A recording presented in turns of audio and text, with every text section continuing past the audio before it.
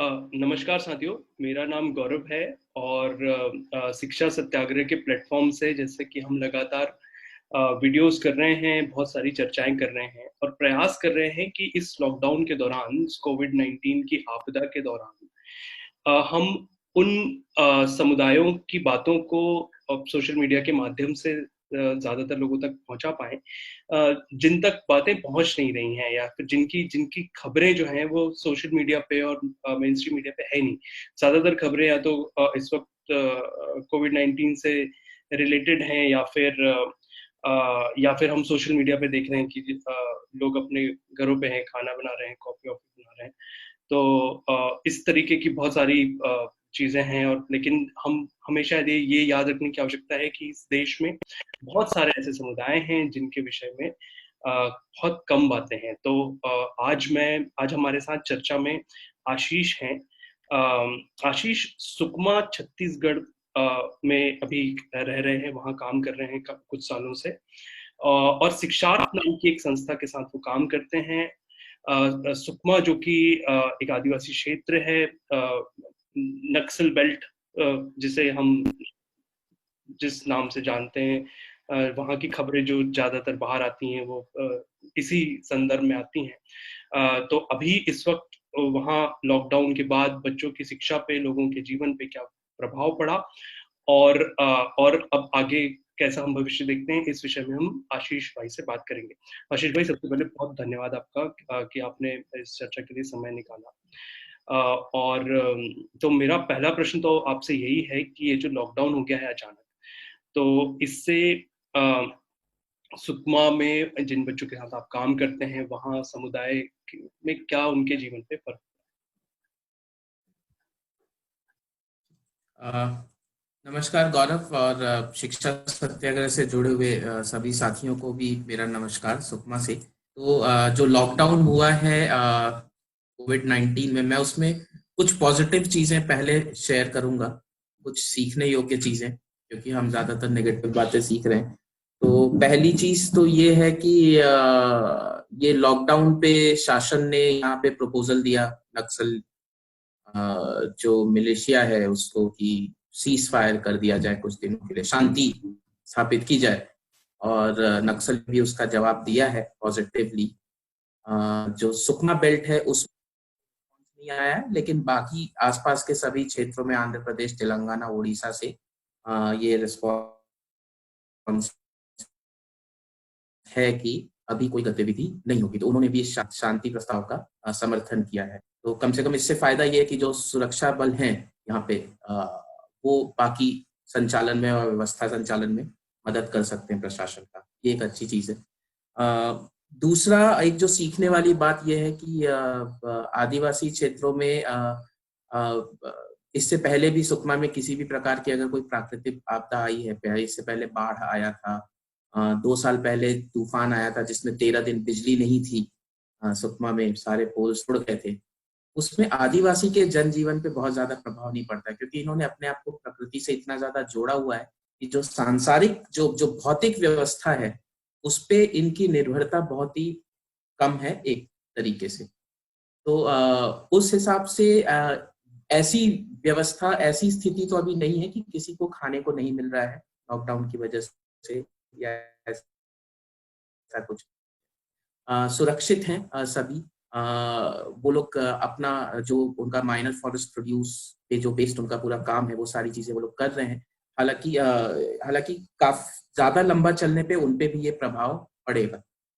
फिलहाल वर्तमान स्थिति ये है कि यहाँ पे सभी गाँव ने अपना एक प्रस्ताव उन्होंने किया और किसी भी बाहरी व्यक्ति का आना-जाना अपने गाँव में बंद कर दिया। तो हर गाँव के एंट्रेंस पे बैरिकेडिंग लगा दी है बाँस के या पेड़ के, कोई आ नहीं सकता सिवाय सिवाय शासन व्यवस्था से जुड़े हुए किसी भी, चाहे वो हेल्थ के हों या कोई अधिकारी हों। उसके अलावा किसी को भी आने-जाने की अनुमति उस गाँव में नहीं है। तो वो अपने आप को उस तरीके से क्वारंटाइन खुद ही कर रहे हैं बाकी चीज़ें। वो उनके पिछले अनुभव रहे हैं, जापानीज़ एन्सेफेलाइटिस, कॉलेरा, ये सारे जो एपिडेमिक रहे हैं उनके समय पे जो अनुभव थे। तो जो गाँव के जो बुजुर्ग हैं, उन्होंने ये किया है और यहाँ पे लगभग सभी गाँव में किसी भी प्रकार की एंट्री इस वक्त बंद है। पहली चीज़ ये हुई है। दूसरा ये हो रहा है कि वो लोग अपने-अपने गाँव में यहाँ पे आशा हेल्थ वर्कर वगैरह सारा चीज़ मैनेज कर रहे हैं, गाँव में कौन कैसे ट्रैवल किया। तो बहुत सारे लोग सीज़नल माइग्रेशन के लिए दूसरे राज्यों में जाते हैं, या सुकमा आंध्र प्रदेश, तेलंगाना और उड़ीसा से जुड़ा हुआ है। तो बहुत सारे लोग मिर्ची तोड़ने या धान के खेती के लिए या मज़दूरी करने हैदराबाद वगैरह जाते हैं। तो वो सारे लोग अब जब लॉकडाउन हुआ और वापस आना चालू किए, तो उनको प्रशासन ने गाँव जाने से पहले रास्तों में ही जितने भी एंट्री पॉइंट थे, वहीं पे उनको रोका और यहाँ पे आवासीय विद्यालय बहुत हैं, तो उन आवासीय विद्यालयों में उनकी रहने की व्यवस्था की गई, रहने-खाने की, और उनको 15 दिन का क्वारंटाइन में रखा गया। तो अभी वो चल रहा है और वहाँ पे आश्रम शालाएँ हैं, तो उन्हीं के भोजन से उनको खाना मिल रहा है और अ, उससे अभी स्थिति ठीक है। अभी तक यहाँ कोई केसेस आए नहीं, 7 या 8 केसेस डिटेक्ट होने के लिए गए थे, पर सभी नेगेटिव आए। साथ में मिड डे मील छत्तीसगढ़ शासन ने आदेश दिया था कि हर बच्चे को 40 दिन का मिड डे मील, मध्याह्न भोजन का राशन जो है घर-घर पहुँचाया जाए। तो वो लगभग कार्य पूरा हो चुका है शासन की तरफ से।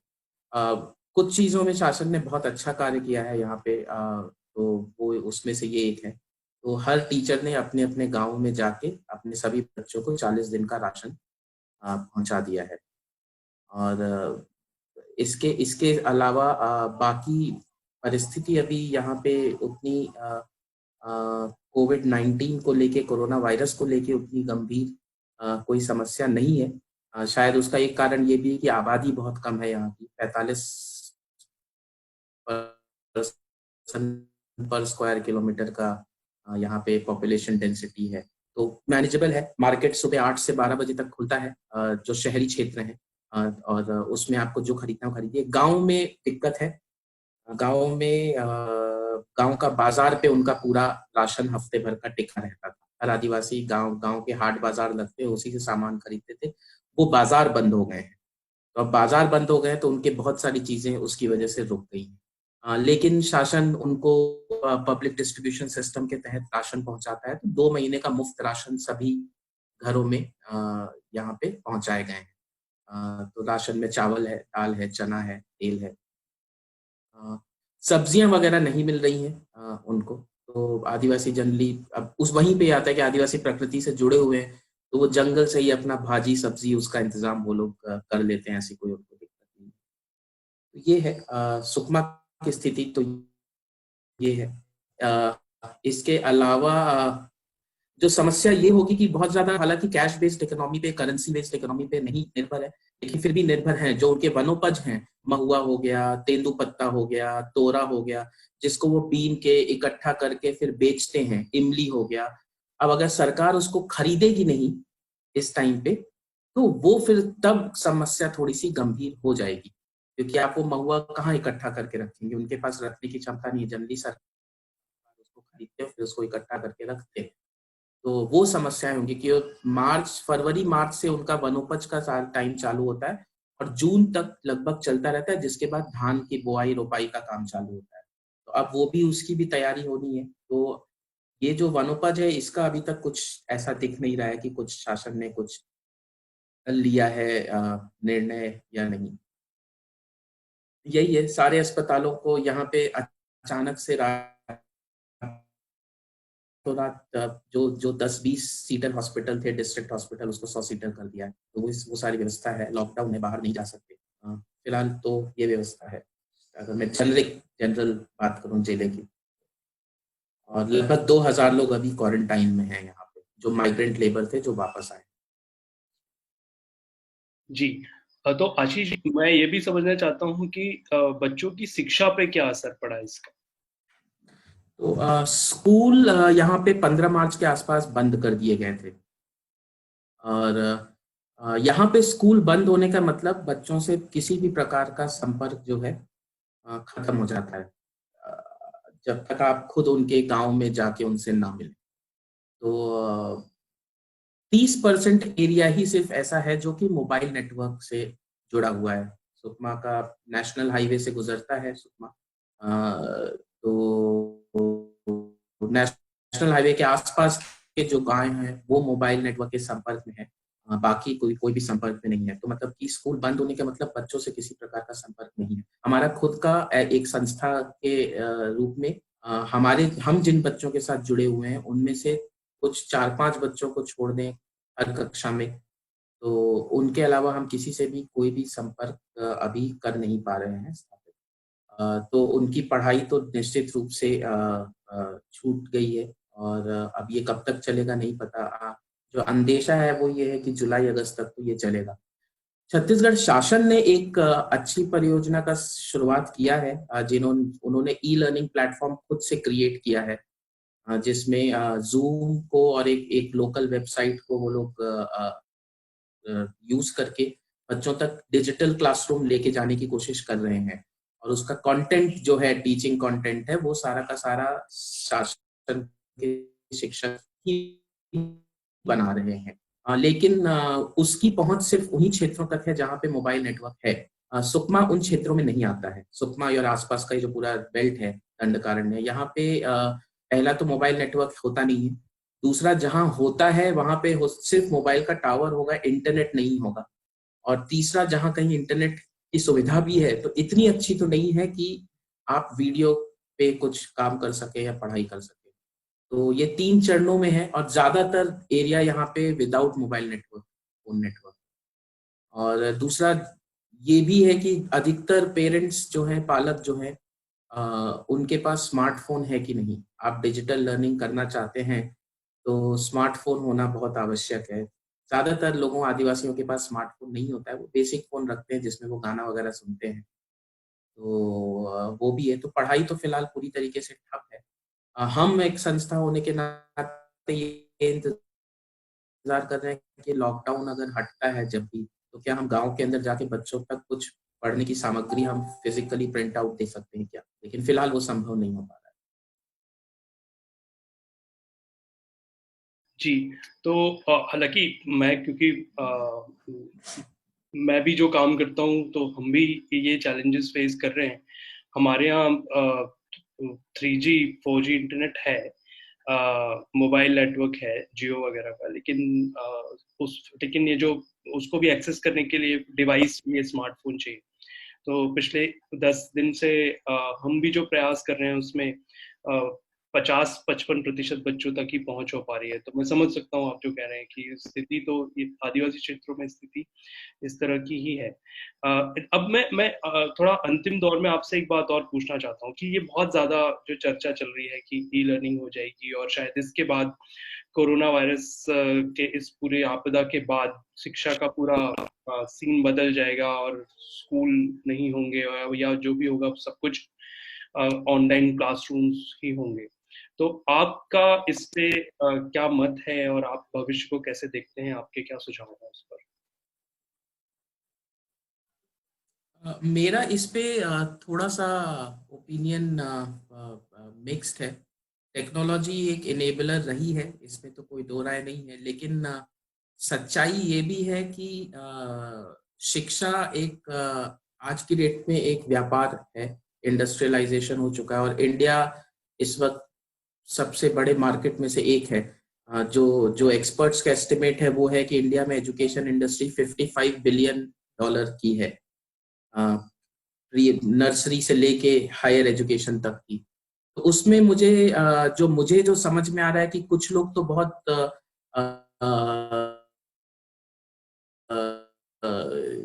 सिंसियरिटी के साथ जेन्युइनली टेक्नोलॉजी को यूज करके बच्चों तक हेल्प करना चाह रहे हैं। लेकिन अधिकांश लोग, मुझे लगता है, इसको कोरोना वायरस का जो सिचुएशन है, कोविड-19 का सिचुएशन है, उसको एज अ बिजनेस अपॉर्चुनिटी लेके चल रहे हैं कि ये बिल्कुल वैसा है कि इस टाइम पे हम फ्री में अपने सामान दें और बाद में हम अपना मार्केट क्रिएट करें।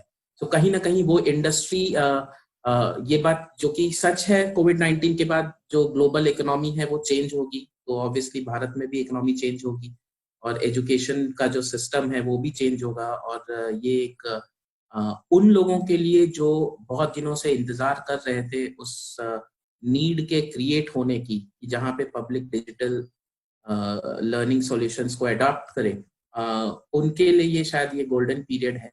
बहुत सारे ऐसे लोग हैं जो जो शहरों तक जिनके सॉल्यूशन और गांव को अभी भी नहीं पहुंच पा रहे थे, सरकारी स्कूलों तक अभी नहीं पहुंच पा रहे थे, क्योंकि सरकारी सिस्टम में अभी भी टेक्नोलॉजी का उतना एडॉप्शन नहीं है। तो लेकिन अब ये कहीं ना कहीं हुआ है। और अब इसका जो जो सबसे बड़ा थ्रेट जो मुझे दिखाई दे रहा है वो ये है कि इसमें 30 से 35% आबादी भारत की वो पीछे छूट जाएगी, जिनके पास टेक्नोलॉजी नहीं है। और क्योंकि सबका ध्यान टेक्नोलॉजी की तरफ जाएगा, किसी भी प्रकार का जो फाइनेंशियल सपोर्ट है, जो पूरा इकोसिस्टम का सपोर्ट है, वो सब कुछ उसकी तरफ जाएगा। तो ये जो क्षेत्र हैं जो कि कनेक्टेड नहीं है अभी टेक्नोलॉजी से, उन तक ये पहुंच पाना मुश्किल होगा। और उसका बहुत मुझे जो मेरा जो अंदाजा है, मैं उसको सोच के डर जाता हूँ कभी कभी, कि मुझे लगता है कि हम कम से कम 5 साल और पीछे चले जाएंगे, एटलीस्ट इन क्षेत्रों में, पहाड़ी क्षेत्र, आदिवासी क्षेत्र जो हैं, जहाँ पे नेटवर्क आज भी नहीं पहुंच रहा है, जहाँ पे लोग अभी भी इन पर्सन रिलेशनशिप में ज्यादा इन्वॉल्व है। चीज है कि इसके लिए सपोर्टिंग इंफ्रास्ट्रक्चर रातों रात खड़ा हो नहीं सकता। जो चीज 70 साल में नहीं हुई, वो अचानक से 3-4 साल में करना मुश्किल है। सुकमा जैसी क्षेत्र में ब्लॉक हेडक्वार्टर, डिस्ट्रिक्ट हेडक्वार्टर को छोड़ के बाकी सभी जगहों पे मोबाइल नेटवर्क भी पिछले 3-4 सालों में ही आया है, उससे पहले नहीं था।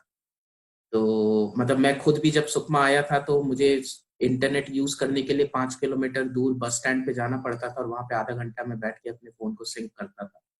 ये तो अभी पिछले 2 साल में ऐसा सुख मिल रहा है कि ठीक है, घर के अंदर ब्रॉडबैंड है और हम इंटरनेट यूज कर पा रहे हैं। तो मुझे मैं एक अगर टेक्नोलॉजी के एडवांसमेंट तक की बात देखूं, या एक इस कॉन्सेप्ट पे देखूं जो लोग जनरली पिच कर रहे हैं कि इससे हम बहुत लोगों तक पहुंच पाएंगे, घर बैठे पहुंच पाएंगे, इस पे तो ठीक है, ये एक पॉजिटिव चीज है जिसपे मुझे लगता है कि हाँ अच्छी बात है। लेकिन मैं ये जानता हूं कि वो पहुंच कभी भी इन क्षेत्रों तक नहीं, तो जहाँ पे इनकी जरूरत है, और ये और पीछे होते जाएंगे। और इसकी कोई योजना भी नहीं है। दूसरा, इससे एक नैरेटिव ये भी कहीं ना कहीं उभर रहा है, जिसमें ये हो रहा है कि टीचर्स की जरूरत नहीं है, टेक्नोलॉजी से सारा काम हो सकता है। और मुझे लगता है कि भविष्य में जो सिस्टम डेवलप होगा इसकी वजह से, शिक्षक की महत्वता तो वैसे भी समाज ने बहुत ही छीन और बहुत ही कम कर दी है, और उसको और कम कर देंगे, और शिक्षक एक सिर्फ कंप्यूटर ऑपरेटर बन के रह जाएगा। और ये दोनों ही चीज एक सामाजिक स्तर पे मुझे लगता है कि बहुत ही खतरनाक है। और ये मेरे नजर में ये एक जो कि हम धीरे धीरे इसको स्ट्रॉन्ग कर रहे हैं। बिल्कुल, मैं इस बात से आपकी पूरी पूरी तरह से एग्री करता हूँ। और एक बात और इसमें ये भी है कि जो आपने कहा कि 30 से 35% लोग, तो 30 से 35% वो लोग हैं जिनके और एक दूसरे वर्ग के बीच में वैसे ऑलरेडी बहुत बड़ा गैप है, ज्योग्राफिकल गैप भी है, इकोनॉमिक गैप एग्जैक्टली, भी है, सोशल, तो वो और बढ़ेगा। तो फिर क्या सोशल शिक्षा, गैप भी है हाँ, और बड़े। सोशल, पॉलिटिकल, इकोनॉमिक, हर तरीका का गैप है। और तो शिक्षा व्यवस्था का पर्पस जो है वो क्या समाज में समता लाना है, या समाज में इस डिस्पैरिटी को बढ़ाना है। तो ये भी हमें सोचना पड़ेगा, और इसे ध्यान में रखते हुए ही शायद टेक्नोलॉजी का भी जो भी अडेप्टेशन होना है आने वाले समय में, वो हमें करना बहुत जरूरी है, कि कहीं हम इस विषमता को और ना बढ़ा दें, और इतनी ना बढ़ा दें कि पूरे समाज के लिए विध्वंसक हो जाए आने वाले समय में। गौरव, मैं सुकमा में जहाँ रहता हूँ, उस एरिया को एजुकेशन सिटी कहते हैं। तो ये काफी सक्सेसफुल प्रोजेक्ट था, कॉन्फ्लिक्ट डिफिकल्ट ज्योग्राफीज को लेके कि कैसे बच्चों तक शिक्षा पहुंचाई जाए। और उसमें बहुत कुछ अच्छा भी है, लेकिन एक जो बहुत ही इंटरेस्टिंग पैटर्न था, जो कि मुझे बार बार मेरे आंख के सामने रोज सुबह उठता हूँ तो दिखाई दे, घर के एक तरफ केंद्रीय विद्यालय है, मेरे घर के पीछे एक प्राइवेट स्कूल है डीएवी, और 100 मीटर की दूरी पे जवाहर नवोदय विद्यालय है। उसके बाद शासन का एक गर्ल्स रेसिडेंशियल कैंपस है, और उसी में पास में गांव का एक प्राइमरी स्कूल भी है। अभी ये 6 एजुकेशन मॉडल्स जो है, इनमें इतना ज्यादा अंतर है इनकी सुविधाओं में, और इनकी शासन की जो योजनाएं हैं कहीं ना कहीं वो खुद ही भेदभाव क्रिएट कर रही हैं बच्चों से बचपन में। तो हम ये देखते हैं कि वो डीएवी स्कूल के बच्चे केंद्रीय विद्यालय के स्कूल के बच्चों को कैसे ट्रीट करते हैं। अब केंद्रीय विद्यालय स्कूल में अधिकांश जो है अधिकारियों के बच्चे पढ़ते हैं, तो उनका रुतबा अलग है। डीएवी स्कूल में ज्यादातर जो अधिकारी नहीं है लेकिन फिर भी सक्षम है, उनका है। आवासीय विद्यालयों में अंदरूनी क्षेत्रों के आदिवासी लड़कियां हैं, वो उनको देख के डरी सहमी रहेंगी। तो ये भेदभाव, और उसमें ये जो जिस तरीके से सिचुएशन बदल रही है विद टेक्नोलॉजी, ये इतना ज्यादा बढ़ जाएगा कि मेरे को डर है कि जो जो वर्ण व्यवस्था जो तैयार हुई उसमें अछूत जो एक कैटेगरी हुई, कहीं ना कहीं उस कैटेगरी तक भी जा सकते हैं। ये जो रिमोट लोकेशंस हैं भारत के, जहाँ पे वैसे भी वो बहुत ही उनको अलग तरीके से प्लेन एरियाज में देखा जाता है, आदिवासियों को और पहाड़ी लोगों को, और उनको किसी स्पेसिफिक काम के लिए ही काबिल माना जाता है, बाकी से एक्सप्लेनर। मुझे लगता है कि ये आने के बाद और ये बढ़ेगा ही, और और अभी मेरे पास इसका कोई जवाब भी नहीं है कि इसको कैसे कम किया जा सकता है, लेकिन ये हमको सोचने की जरूरत है। बिल्कुल, बिल्कुल, मैं आपकी बात से पूरी तरीके से एग्री करता हूँ। मैं भी इसको लगातार महसूस भी कर रहा हूँ, और और मुझे लग रहा है कि ये चर्चा जो आपके साथ, ये हमारे जो शिक्षा सत्याग्रह के साथी हैं जो इस चर्चा को सुन रहे हैं, उनके लिए भी इस पहलू को खोलेगी कि कैसे, क्योंकि ज़्यादातर हम बड़े तथाकथित सकारात्मकता की तरफ देख रहे होते हैं कि अब तो टेक्नोलॉजी आएगी तो बड़ा चीजें सकारात्मक हो जाएंगी। लेकिन हाँ, आई होप इस चर्चा से हम उस पहलू को सामने लेके आ पाए। मैं एक बार फिर आपका बहुत बहुत धन्यवाद करता हूँ आशीष, आपने समय निकाला इस चर्चा के लिए। आपको बहुत शुभकामनाएं। आप बहुत कठिन परिस्थितियों वाली जगह पे आप काम कर रहे हैं, और इस बात के लिए आपको और आपकी शिक्षा की पूरी टीम को बहुत शुभकामनाएं। हम उम्मीद करते हैं कि इस कोविड-19 के की इस आपदा के बाद हम अपने सारे इस काम को और सकारात्मक रूप से आगे बढ़ा पाएंगे, हम सभी लोग। एक बार फिर आपका बहुत बहुत शुक्रिया शिक्षा सत्याग्रह की पूरी team. Thank you. Thank you Gaurav, धन्यवाद।